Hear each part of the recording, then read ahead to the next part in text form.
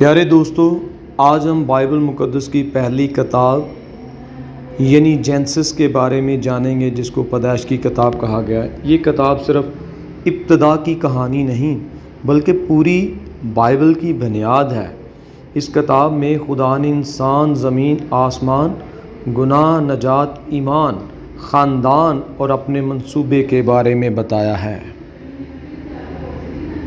Book of Genesis Bible مقدس کی پہلی کتاب کا مطلب ہے ابتدا، شروع۔ پیدائش کی کتاب کس نے لکھی؟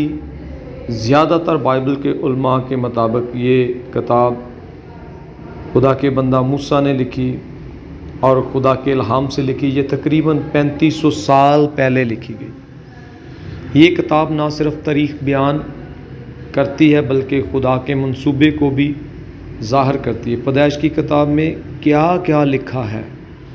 دنیا کی تخلیق۔ شروع میں خدا نے آسمان اور زمین کو پیدا کیا۔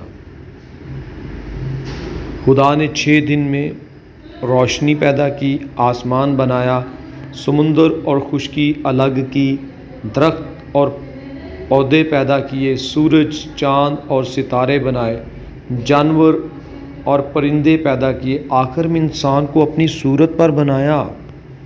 یہ ہمیں سکھاتا ہے خدا ہر چیز کا خالق ہے۔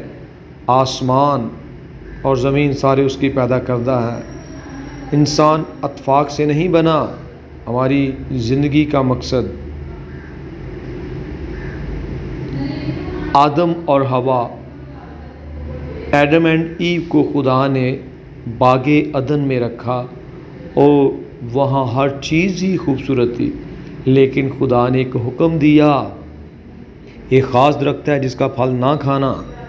شیطان نے سام کے ذریعے انسان کو دھوکہ دیا اور انہوں نے خدا کی نافرمانی کی۔ اسی گناہ کے ذریعے سے دنیا میں موت آئی، دکھ آیا، بیماری آئی، انسان خدا سے دور ہو گیا۔ یہ حصہ ہمیں سکھاتا ہے گناہ انسان کو خدا سے جدا کرتا ہے۔ شیطان دھوکہ دیتا ہے، خدا کی فرما برداری میں برکت آتی ہے۔ ہابل اور قائن، آدم اور حوا کے بیٹے، کین اینڈ ایبل، جن کو اردو میں قائن اور ہابل کہا جاتا ہے۔ بائبل مقدس میں خدا کو سچی قربانی پسند تھی، لیکن قائن حسد میں آ گیا اور اپنے بھائی کو قتل کر دیا۔ یہ دنیا کا پہلا قتل تھا۔ یہ واقعہ میں سکھاتا ہے حسد تباہی لاتا ہے، خدا دل کو دیکھتا ہے، سچی عبادت خدا کو پسند ہے۔ نوح اور طوفان۔ نوح کے زمانہ میں دنیا میں گناہ سے بھر گئی تھی، لیکن خدا کا فرما بردار راست باز شخص نوح تھا۔ خدا نے نوح کو ایک کشتی بنانے کا حکم دیا تاکہ وہ اپنے خاندان اور جانوروں کو بچا سکے۔ پھر عظیم طوفان، بڑا طوفان آیا اور پوری زمین پانی سے بھر گئی۔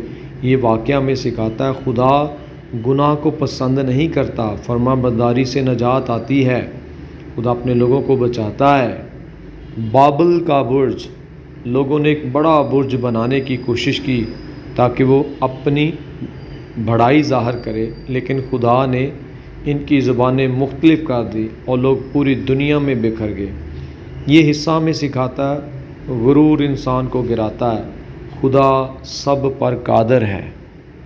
انسان خدا کے بغیر عظیم ہونے کی کوشش کرنا چاہتا ہے لیکن عظیم نہیں ہو سکتا۔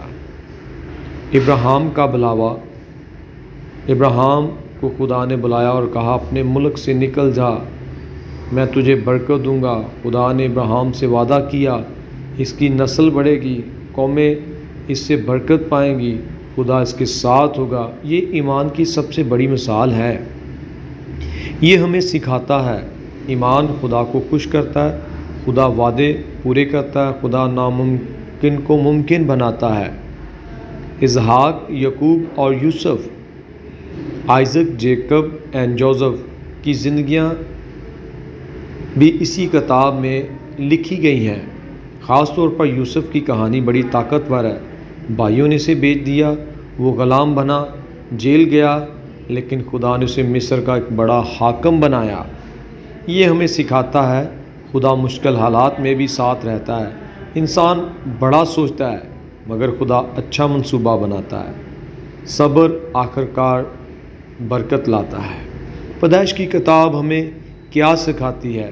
اہم روحانی اسباق: خدا خالق ہے، انسان گنہگار ہے، خدا محبت کرتا ہے، فرما برداری ضروری ہے، ایمان طاقتور ہے، خدا وعدے پورے کرتا ہے، خدا معاف کرتا ہے، خدا ہر مشکل میں ساتھ ہے۔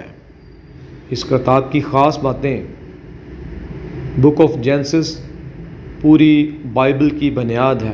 پیدائش کی کتاب، اگر پیدائش کو سمجھ لیا جائے تو بائبل کی باقی کتابیں سمجھنا بہت آسان ہو جاتا ہے۔ اس کتاب میں دنیا کی ابتدا، انسان کی ابتدا، گناہ کی ابتدا، خاندان کی ابتدا، قوموں کی ابتدا، سب کچھ بیان کیا گیا ہے۔ پیارے دوستو، پیدائش کی کتاب میں بتایا گیا کہ خدا نے انسان کو محبت سے پیدا کیا، لیکن گناہ نے انسان کو خدا سے دور کر دیا۔ پھر بھی خدا نے انسان کو کبھی نہیں چھوڑا بلکہ نجات کا منصوبہ بنایا۔ اگر آپ چاہتے ہیں بائبل کی مزید کتابوں کی تفصیل بھی ملے تو ویڈیو کو لائک کیجیے گا، شیئر کیجیے گا، چینل کو سبسکرائب کیجیے گا۔ خدا آپ کو برکت دے۔ مسیح میں آپ کا خادم pastor Isaac Mahmood. God bless you.